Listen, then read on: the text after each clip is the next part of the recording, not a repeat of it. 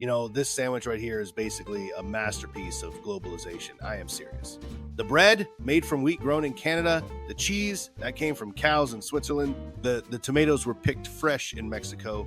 And this coffee I am drinking was harvested in Colombia. I mean, without globalization, this would be a very sad sandwich. I am talking 2 pieces of dry bread and a slice of hope. Globalization at its core means that the world has gotten more connected through trade, technology, communication, and travel.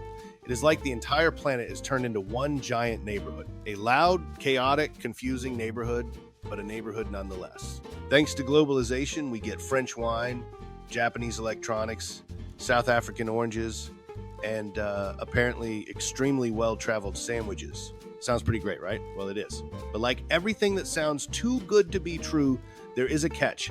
Actually, several catches. One big problem is that globalization can hurt local businesses.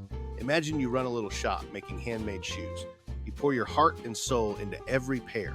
Then one day, super cheap factory-made sneakers start flooding the market from halfway around the world. Your beautiful shoes might not stand a chance. Next thing you know, you are having a going out of business sale and wondering if you should have gone into selling phone chargers instead. And jobs? Globalization can be rough on workers too. Companies often move their factories to places where labor is cheaper. Good for their profits, not so great for the workers who suddenly find themselves unemployed. It is like when your cousin moves in, eats all your snacks, and leaves you stuck with the grocery bill.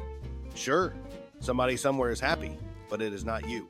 Then there is the wealth gap. Globalization has made a lot of people very rich.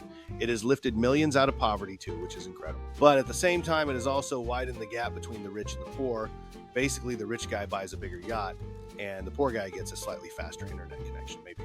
And let us not forget the environment. All this shipping, all these factories, all this travel, it creates pollution. A lot of it. Honestly, this sandwich probably traveled more miles to get to me than I traveled all of last year. And I am pretty sure the sandwich does not even know what jet lag feels like. Another downside is cultural loss. As big companies spread worldwide, small unique traditions can get swallowed up. You start seeing the same fast food chains, the same stores, the same ads everywhere you go. It is like the whole world is becoming one giant shopping mall with slightly different accents. Do we really want to live in a world where every town feels exactly the same? Where the local flavor is just a different topping on the same burger? Now, do not get me wrong. Globalization is not pure evil. It has brought amazing things too. It has created opportunities, spread ideas and technologies, introduced people to new cultures, and helped countless individuals find better lives. It is just messy, complicated. Like a giant family reunion where half the people are arguing about politics, a third are fighting over the last piece of pie, and a few are trying to sell you something from their new startup. The point is, globalization is here, and it is not going anywhere. We cannot stop it, but we can try to manage it. We can support local businesses, buy fair trade products, demand better environmental protections, and push for workers' rights. We are all part of the global system now, whether we like it or not. And honestly, if it means I get to keep eating sandwiches like this one, maybe it is worth the effort.